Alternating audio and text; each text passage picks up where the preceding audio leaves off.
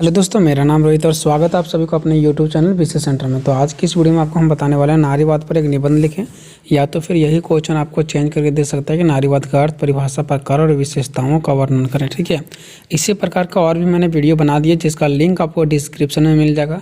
बहुत ही आसान तरीक़ा से मैंने बता रखा है। ठीक है, देखो, नारीवाद का मतलब आप लोगों को ये तो ज़रूर समझ में आ रहा होगा कि नारी से रिलेटेड है। ठीक है, महिलाओं से रिलेटेड है, लेकिन नारीवाद का मतलब ही महिलाओं से रिलेटेड तो है, लेकिन यहाँ पे नारीवाद का मतलब ये है दोस्तों कि पुरुषों के समान ही, पुरुषों के बराबर ही महिलाओं को भी अधिकार देना नारीवाद कहलाता है। ठीक है, नारीवादियों ने जो एक आंदोलन निकाला था ना कि हमको भी पुरुष के जैसा क्या चाहिए, अधिकार चाहिए, उसी को नारीवाद के नाम से दिया गया। ठीक है, नारी मतलब नारी हो गया, और वाद जो लास्ट में लगा रहता है ना, वो अधिकतर से अधिकतर शब्द को आंदोलन से जोड़ता है। ठीक है, तो नारीवाद का मतलब आप लोग को एक ही चीज़ समझ के चलना दोस्तों, नारीवाद का मतलब हो गया कि पुरुषों के समान महिलाओं को भी क्या करना, अधिकार देना। ठीक है, चलो देखते हैं इनका अर्थ क्या है। नारीवाद से रिलेटेड कोई भी क्वेश्चन आएगा, आंसर आपको यही डालना है। ठीक है, नारीवाद जो शब्द है ना, वो फेमिनिज्म के लैटिन शब्द फेमिनिनस से आया है। ठीक है, ये चीज़ आपको दोहराना दोस्तों कि जो नारीवाद शब्द है ना, फेमिनिज्म के लैटिन शब्द किससे आया है, फेमिनिनस से आया है। ठीक है, जिसका अर्थ होता है लिंग की निष्पक्षता के आधार पर महिलाओं के विशेष अधिकारों को बढ़ावा देना। मतलब कि लिंग की निष्पक्षता के आधार पर, निष्पक्षता का मतलब हो गया एकदम एक तरह से बोले तो एक सच्चा, ठीक है, सच्चा आधार पर। ठीक है, तो उनको सच्चे के आधार पर क्या करना, महिलाओं के विशेषाधिकारों को बढ़ावा देना। ठीक है, कोई भेदभाव नहीं करना। ठीक है, मतलब एक निष्पक्ष तरीक़ा से क्या करना, महिलाओं को अधिकारों में बढ़ावा देना, महिलाओं को जो अधिकार है उसके क्या करना, उसको आगे बढ़ावा देना। यही हमारा नारीवाद का अर्थ कहलाता है। ठीक है, ये होगी दोस्तों। आगे और भी ढेर सारे आपको इस प्रकार का मिलेगा। ठीक है, देखो यहाँ पे आगे क्या बताइए, इन आंदोलन का प्रमुख उद्देश्य स्त्रियों को पुरुषों के समान अधिकार दिलाना है। मतलब जो ये आंदोलन है ना, मैंने आपको क्या बताया, नारीवाद से आप लोगों को लग रहा हो कि महिलाओं के बारे में, लेकिन नारीवाद का मतलब है कि आंदोलन था, और आंदोलन में जो महिलाओं पुरुषों के समान जो अधिकार की मांग कर रही थी ना, उसी को हम लोग, आंदोलन जो चल रहा था उसी को नारीवाद के नाम से जाना जाता है। ठीक है, तो जो ये आंदोलन का प्रमुख उद्देश्य क्या था पता है, कि स्त्रियों को पुरुषों के बराबर ही अधिकार दिलाना है। और नेक्स्ट क्या है, नारीवाद एक ऐसी विचारधारा है ना जो स्त्री और पुरुषों के समान अधिकारों पर बल देता है। ठीक है, नारीवाद क्या है, एक ऐसी विचारधारा जो स्त्री और पुरुषों के एक बराबर अधिकार पर बल देता है। ठीक है, कहता है कि एक अधिकार ही, एक जैसे ही सबको अधिकार मिलना चाहिए। नारीवाद के अनुसार स्त्री और पुरुष के बीच बहुत सारे असमानताएं हैं। इन लोगों का कहना है, जो नारीवाद में शामिल थे, इन लोगों का कहना है कि स्त्री और पुरुषों के बीच में ना बहुत सारी असमानताएं हैं। मतलब बहुत सारे ऐसा चीज़ें जो बराबर नहीं है, वो बराबर होना चाहिए। ये ना तो प्राकृतिक और ना ही आवश्यक है। ठीक है, इसलिए इन असमानताओं को बदला जा सकता है। मतलब उसने ये कहा कि ऐसा नहीं है कि महिलाओं को कम अधिकार प्राप्त और पुरुषों को ज़्यादा अधिकार प्राप्त है, तो ये प्राकृतिक नहीं दिया, भगवान नहीं दे करके भेजा है, ऊपर वाले गॉड नहीं दे करके भेजा है। ठीक है, ऐसा ये ज़रूरी नहीं है, इसे हम चाहेंगे तो बदल भी सकते हैं और एक जैसा अधिकार महिला और पुरुष दोनों को दे सकते हैं। ठीक है, ताकि स्त्री और पुरुष एक समान जीवन व्यतीत कर सके। नेक्स्ट पॉइंट क्या दोस्तों, यह व्यवस्था प्राकृतिक ने नहीं बल्कि समाज ने बनाई है।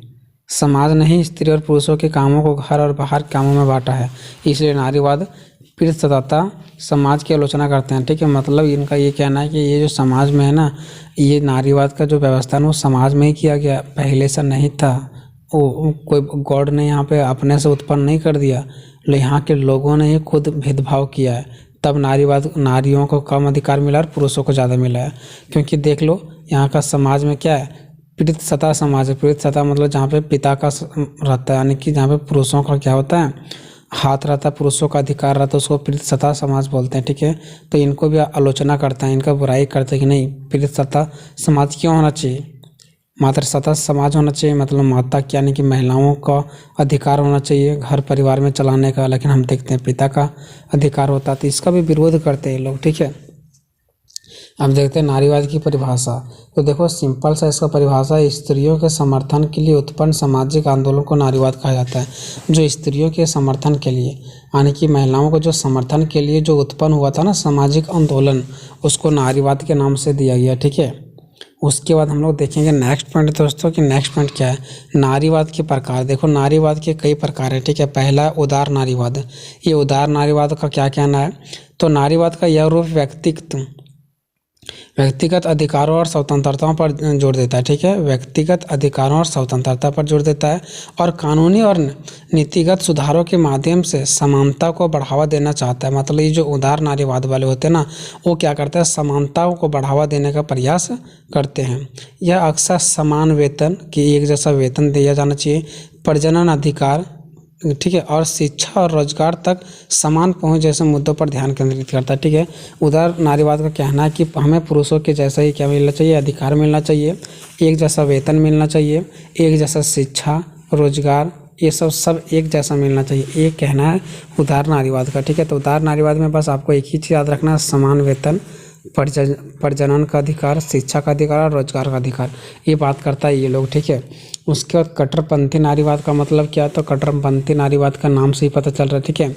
नारीवाद का यह रूप महिलाओं के खिलाफ भेदभाव करने वाले पितृसत्तात्मक और उत्पीड़न की प्रणालियों को चुनौती देने और बदलने का प्रयास करता है। देखो कट्टरपंथी वाले क्या करते हैं पता है, जो महिलाओं के खिलाफ भेदभाव होता है ना, जैसे पितृसत्ता मतलब क्या हो गया, जिसमें समाज में किसका हाथ होता है, पुरुषों का हाथ होता है, घर में किसका हाथ होता है, पुरुषों का हाथ होता है, और महिलाओं के साथ जो उत्पीड़न होता है ना, महिलाओं के साथ जो दर्द सहना पड़ता है ना, ये दोनों के खिलाफ है कौन, कट्टरपंथी नारीवाद वाले। और इनका विरोध करते हैं कि ऐसा नहीं होना चाहिए, पितृसत्ता समाज नहीं होना चाहिए, महिलाओं को उत्पीड़न जो हो रहा है वो नहीं होना चाहिए।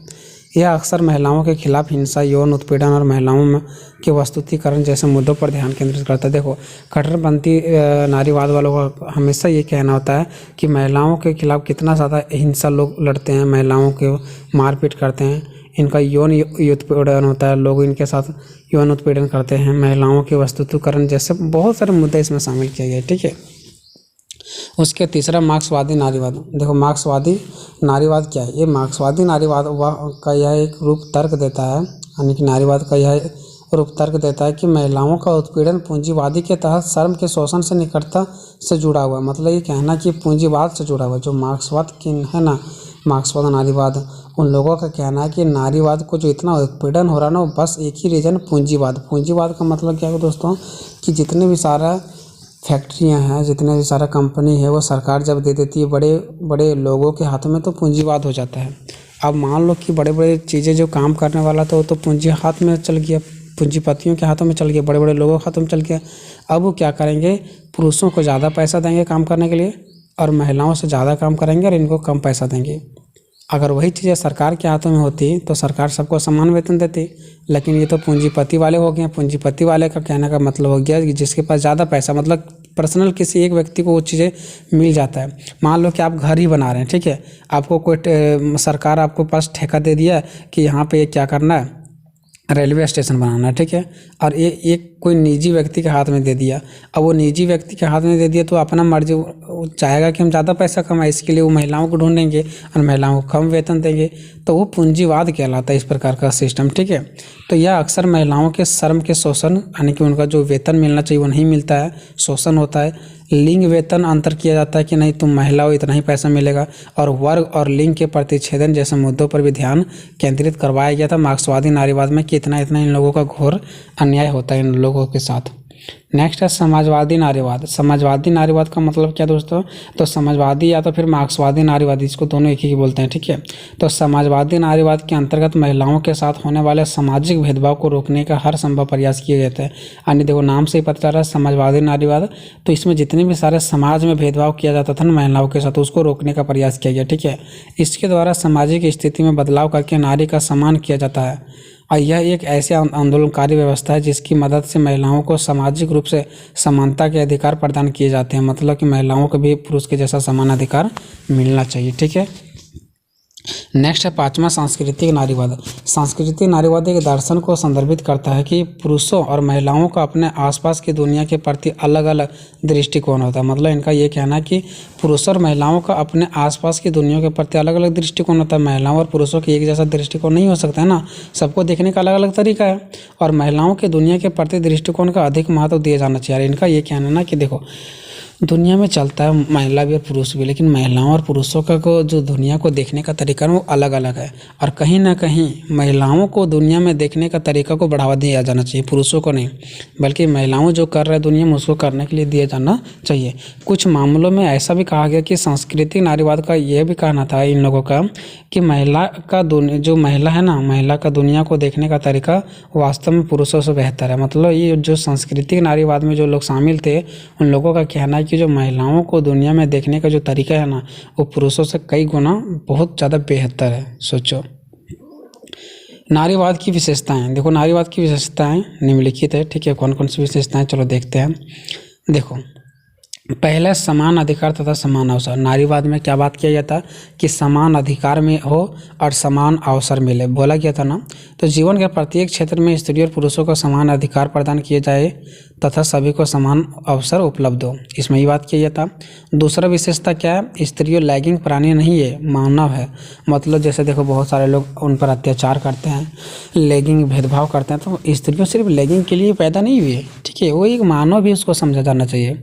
तो नारीवाद का विचार है कि स्त्रियां केवल लैंगिक प्राणी ही नहीं है तथा स्त्रियों को केवल माता पत्नी तथा बहन के रूप में ही नहीं देखा जाना चाहिए, बल्कि उसे एक समान इंसान के रूप में भी देखा जाना चाहिए। ये एक इंसान भी है, ऐसा नहीं कि वो पत्नी तो पत्नी ही बन कर रह गई, वो माँ है तो माँ ही बन कर रह गई, वो बहन है तो बहन ही बन कर रह गई। वो भी एक आम इंसान हो, उसको भी जीवन में घूमने, सब चीज़ देखने का, समझने का, करने का अधिकार होता है, ठीक है। हम लोग क्या करते हैं, अगर वो हमारा पत्नी है तो उसको हम पत्नी ही बना करके रख लेते हैं कि पत्नी घर की काम करती है तो वही रहेगी। अरे वो अपने से भी अगर कुछ करना चाहती है तो करने दिया जाना चाहिए ना। उसका नेक्स्ट पॉइंट है स्त्रियों की परंपरावादी भूमिका में परिवर्तन। स्त्रियों की परंपरावादी का मतलब ये पुराना भूमिका में परिवर्तन चाहते हैं लोग, ठीक है। इसकी विशेषता यह भी है कि जो स्त्रियों की पुरानी व्यवस्था थी ना उसमें परिवर्तन की बात किया गया, ठीक है। तो नारीवाद की मान्यता है कि परंपरावादी विचारधारा यानी कि जो पुरानी विचारधारा है उनके अनुसार स्त्रियों को घर का काम काज करना, पति की सेवा करना, बच्चा पैदा करना तथा उनका पालन पोषण करना आदि किए जाने के विरुद्ध है।